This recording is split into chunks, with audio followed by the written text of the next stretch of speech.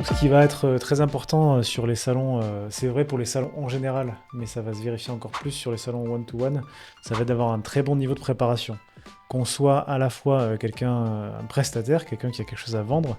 ou ce qu'on appelle en général dans le jargon un décideur, c'est-à-dire quelqu'un qui vient chercher des prestataires. Au plus la préparation est importante et précise et qualitative,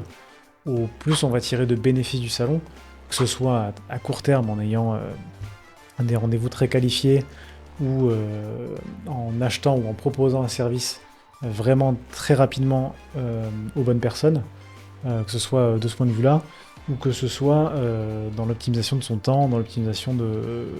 on va dire du temps passé sur le salon et de la qualité des échanges qu'on va avoir. Ça, c'est le premier point et c'est à mon sens le plus important. On a la tentation, notamment en tant que prestataire, de se dire on a quasiment que des personnes qui ont le pouvoir de décision dans leur entreprise quand on fait ces salons-là. Donc, si on a envie d'en voir le plus possible, presque. Sauf qu'on peut se retrouver face à des gens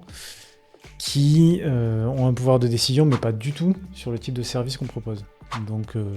si je prends l'exemple des Supply Days où il y avait aussi des achats en même temps, nous, on avait des personnes qui s'occupaient effectivement de ce qu'on propose sur la supply chain, mais il y avait aussi des gens qui achetaient des frais généraux, donc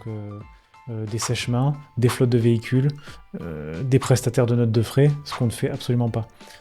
Donc il faut bien cibler parce que, alors là je prends des exemples volontairement très loin de ce qu'on fait,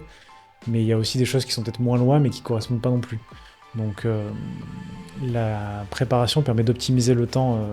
avant et après le salon pour vraiment